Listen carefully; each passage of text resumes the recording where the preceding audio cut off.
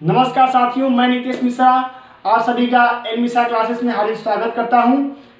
हमने पिछले वीडियो में एनआईओएस के बारे में अध्ययन किया था। आज इस वीडियो में हम सभी शिक्षा का अधिकार अधिनियम 2009 के बारे में जानकारी प्राप्त करेंगे। उससे पहले यदि आपने हमारे चैनल को सब्सक्राइब नहीं किया हो तो सब्सक्राइब कर लें, साथ ही बेल आइकन को दबाना न भूलें। आते हैं शिक्षा का अधिकार अधिनियम 2009। सर्वप्रथम शिक्षा का अधिकार अधिनियम के बारे में 1910 ईस्वी में तारीखें लिख लेते हैं, महत्वपूर्ण है। 1910 ईस्वी में गोपाल कृष्ण गोखले जी ने सोचा था, अर्थात उन्होंने इसका प्रस्ताव रखा था। उसके बाद सन 1932 ईस्वी में 1932 ईस्वी में महात्मा गांधी ने इनके विचारों का समर्थन किया कि हाँ, शिक्षा का अधिकार होना चाहिए, इसके लिए कानून बनना चाहिए। तदुपरांत हमें 1947 में, जैसा कि आप सभी जानते हैं, कि आज़ादी मिल गई। उसके बाद एक संविधान का निर्माण हुआ जो 26 जनवरी 1950 से लागू हुआ। 26 जनवरी 1950। इसमें अनुच्छेद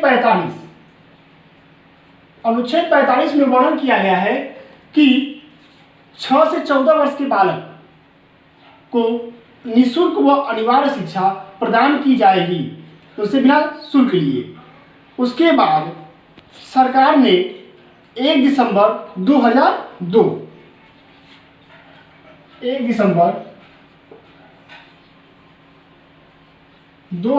को संसद में एक प्रस्ताव रखा कि शिक्षा के अधिकार जो बात हो रही है कि बच्चों को निःशुल्क शिक्षा प्रदान की जाएगी, अनिवार्य होगी, उसको बच्चों का मूल अधिकार बना दिया जाए। इसके लिए 1 दिसंबर 2002 को संसद में प्रस्ताव रखा गया, जिसे 20 जुलाई को राज्यसभा में तथा 4 अगस्त 2009 को लोकसभा द्वारा पारित कर दिया गया। उसके बाद तारीखें लिख लेते हैं। 20 जुलाई 2009 तथा 4 अगस्त 2009 राज्यसभा और नीचे लोकसभा।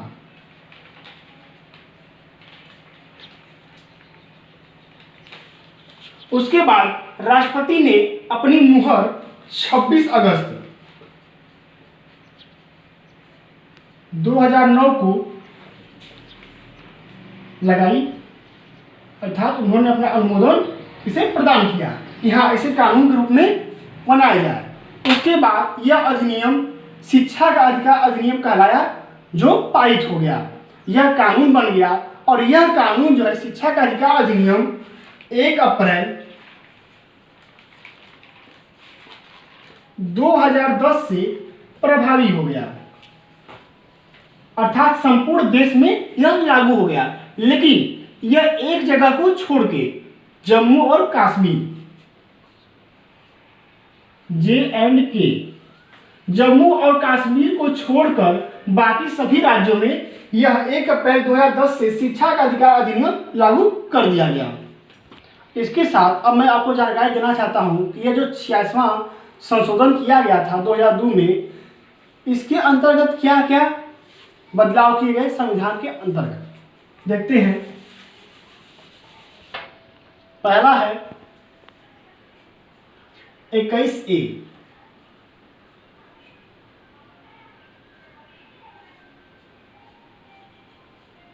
अनुच्छेद 21A जोड़ा गया 86वां संशोधन करके।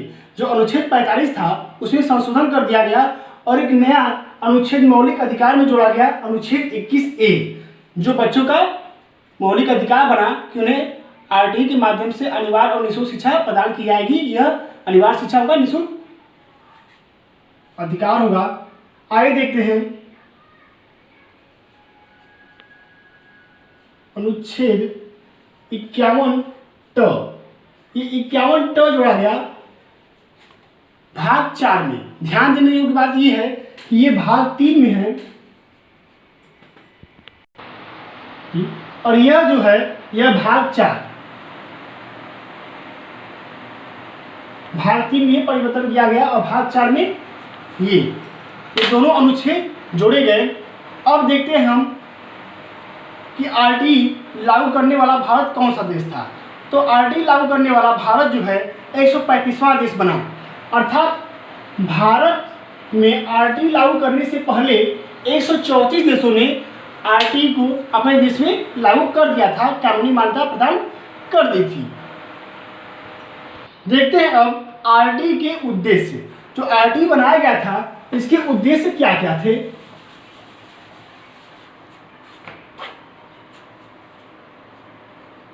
आरटी के उद्देश्य जिसे हम एम बोलते हैं। पहला उद्देश्य है गुणवत्तापूर्ण शिक्षा प्रदान करना, बच्चों को गुणवत्तापूर्ण शिक्षा मिले, इसके लिए आरटी की स्थापना की गई थी। दूसरा है जो शिक्षक हैं अध्यापन कार्य करेंगे, उनको बच्चों को पढ़ाने के लिए प्रारंभिक शिक्षा का ज्ञान होना जरूरी है। जैसे अध्यापक जैसे जो बीएड किए रहते हैं उनको पता होता है कि प्रारंभिक स्तर पर तथा प्राथमिक शिक्षा में बच्चों को कैसे पढ़ाना है।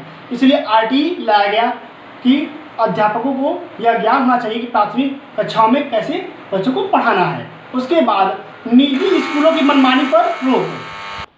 और हमारा अगला आता है चौथे नंबर पे, लिख लेते हैं, सॉरी मैंने तीसरा भी नहीं लिखा था, तीसरा वही था शिक्षकों को प्राथमिक शिक्षा ज्ञान होना। चौथा है सतत एवं व्यापक मूल्यांकन पद्धति। सतत मूल्यांकन पद्धति और व्यापक मूल्यांकन पद्धति क्या होती है, यह अधिगम के आकलन वाले भाग में आपको मिल जाएगा, डिस्क्रिप्शन में मैं आपको उसका लिंक दे दूंगा।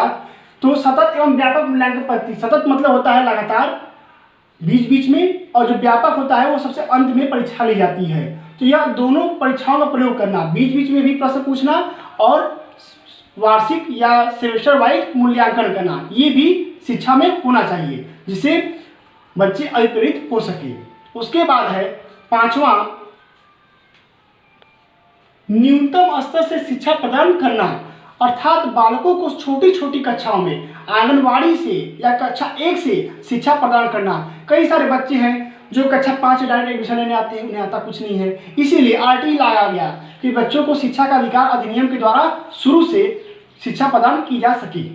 अब हम देखते हैं आरटी के क्या क्या प्रमुख प्रावधान थे, अर्थात आरटी जब लागू हुआ तो उसमें क्या क्या मुख्य नियम कानून थे, उसके अंतर्गत क्या क्या नीतियां बनाई गई थी बच्चों के लिए। आरटी के अंतर्गत प्रावधान, सर्वप्रथम पहला प्रावधान इसमें यह किया गया था कि जो बच्चे हैं उनके घर से 1 किलोमीटर दूरी के अंतर्गत एक प्राथमिक विद्यालय होना चाहिए जिससे उन्हें दिक्कत न हो आवागमन में और वे शिक्षा से वंचित न रह जाएं, क्योंकि प्राथमिक स्तर के बच्चे छोटे होते हैं और विद्यालय दूर होगा तो वे जा नहीं पाएंगे। और इसके साथ यह प्रावधान किया गया था कि 3 किलोमीटर के अंतर्गत 1 किलोमीटर के अंदर प्राथमिक तथा 3 किलोमीटर के अंतर माध्यमिक, अर्थात 6 से 8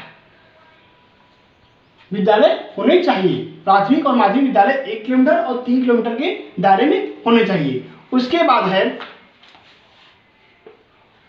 कि जो एडमिशन होगा वो माता पिता का साक्षात्कार लिए बिना होगा। कुछ विद्यालयों में नियम होता है कि माता पिता का इंटरव्यू लिया जाता है कि माता पिता शिक्षित नहीं है तो बच्चे का एडमिशन नहीं होगा, तो यहाँ पर यह व्यवस्था नहीं है। किसी प्राथमिक विद्यालय में बिना साक्षात्कार के माता पिता के एडमिशन हो जाएगा। उसके बाद एक नियम ये भी है साथ में कि उनसे कोई भी डोनेशन, जो अनुदान फीस ली जाती है, अनुदान प्लस साक्षात्कार,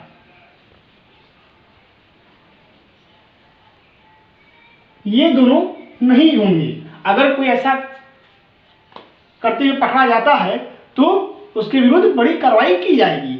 उसके बाद हम देखते हैं शिक्षक और छात्र का अनुपात। शिक्षक और छात्र का जो अनुपात है वो यहाँ पे 35 छात्रों पर 1 शिक्षक का अनुपात रखा गया है। चौथा आता है कि विकलांग बच्चे जो हैं, जो विकलांग बालक हैं, उनको भी शिक्षा की मुख्य धारा से जोड़ा जाएगा, अर्थात उनको भी शिक्षा प्राप्ति के लिए प्रोत्साहित किया जाता है और उसके बाद प्रोत्साहित करने के बाद उनका एडमिशन भी लिया जाएगा बिना किसी हिचकिचाहट के। अगर वे पढ़ना चाहते हैं उन्हें जरूर शिक्षा प्रदान की जाएगी जो निःशुल्क और अनिवार्य होगी। तो उसके बाद देखते हैं पांचवा, कोई भी कार्यक्रम करने के लिए बजट की आवश्यकता पड़ती है। तो इसमें जो है केंद्र और राज्य का बजट कितना होगा, तो केंद्र और राज्य का बजट जो होता है 65 व 35 का होता है। पहले यह जो था 55 और 45 का था, लेकिन अब ये हो गया है। तो सर बात ये था 55 और 45 में कि केंद्र 55, अगर 100 रुपये लगता है खर्चा तो केंद्र जो है 55 रुपया और राज्य जो है 45 रुपये खर्च करता था, लेकिन राज्य इस खर्च को वहन करने में सक्षम नहीं रहा, वो असहाय हो गया। तो केंद्र ने शिक्षा को राज्य सूची से हटाकर उसे समवर्ती सूची में डाल दिया, जहाँ पर केंद्र और राज्य दोनों शिक्षा पर नियम बना सकते हैं। इसीलिए केंद्र का जो बजट है वो 65 होता है, अर्थात जो अनुपात है 65 होता है। तो जो निर्णय मान्य होते हैं वो केंद्र की मान्य होते हैं शिक्षा पर। अब देखते हैं आगे हम, एक प्रावधान यह किया गया कि किसी भी बच्चे को कागज अगर पर्याप्त न हो तो कागजों की कमी कारण उसे प्रवेश ऐसा न किया जाए कि उसे प्रवेश न मिले, उसका भी प्रवेश किया जाएगा। हालांकि बाद में कागज प्रस्तुत कर सकता है, लेकिन प्रवेश जो है वो कागज की कमी के आधार पर नकारा नहीं जाएगा, उसका भी प्रवेश लिया जाएगा। आगे है, बालक व बालिकाओं के लिए अलग अलग शौचालय की व्यवस्था की जाएगी। इसके बाद 8वें नंबर पे आता है, कोई भी जो शिक्षक है वो अपना निजी संस्थान अर्थात ट्यूशन कोचिंग नहीं चलाएगा, क्योंकि शिक्षक जो होते हैं अपना कोचिंग चलाते हैं तो विद्यार्थी अच्छे से नहीं पढ़ा पाते हैं। वो सोचते हैं मेरे कोचिंग बच्चा है उसे मैं वहाँ अच्छे से पढ़ाऊँगा। इसलिए आरटी के अंतर्गत यह प्रावधान किया गया कि कोई भी जो है शिक्षक अपना निजी संस्थान नहीं चलाएगा। इसके बाद हम देखते हैं आगे 8 हो गए, किसी भी बच्चे को शारीरिक व मानसिक रूप से दंडित नहीं किया जाएगा। अब कोई बच्चा कार्य नहीं करके आता है उसे शारीरिक और मानसिक स्तर पे दंडित नहीं किया जाएगा, हर दंड का प्रावधान नहीं है शारीरिक या मानसिक स्तर पे। उसके बाद देखते हैं 10वें नंबर पे कि जिला स्तर, ग्राम स्तर तथा तहसील स्तर पे एक अधिकारी व्यवस्था की जाएगी जिसे हम कहते हैं प्राथमिक शिक्षा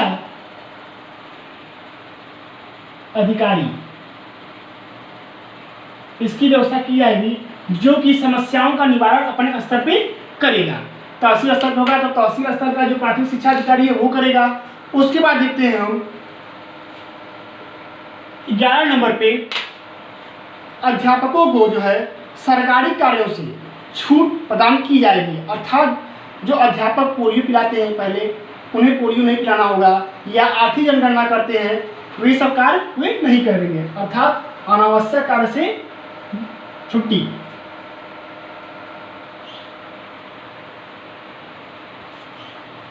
अनावश्यक कार्य उन्हें नहीं करना होगा।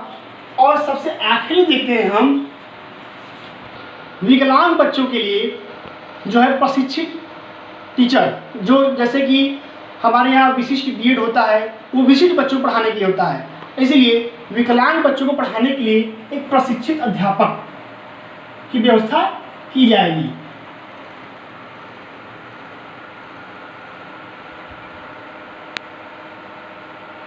इसके साथ ही एक बात मैं आपको और बता देना चाहता हूँ कि एमडीएम जो मिड डे मील होता है, ड्रेस, फीस और उसके बाद जो उनका शूज होता है, जूता, ये सब उन्हें मुफ्त प्रदान किया जाएगा आरटी शिक्षा के अधिकार अधिनियम 2009 के द्वारा। इसका मैं आपको बता देना चाहता हूँ कि आरटी का पूरा नाम है राइट टू एजुकेशन। ये जो आरटी है इसका पूरा नाम है राइट टू एजुकेशन अर्थात शिक्षा का अधिकार। लेकिन शिक्षा के अधिकार का पूरा नाम ये शिक्षा का अधिकार नहीं है, इसे हम छोटी भाषा में कहते हैं, संक्षिप्त भाषा में। इसका पूरा नाम है निःशुल्क एवं अनिवार्य शिक्षा का अधिकार अधिनियम, यह इसका पूरा नाम है। इसी के साथ जानकारी अच्छी लगी हो तो लाइक करना न भूलें। धन्यवाद।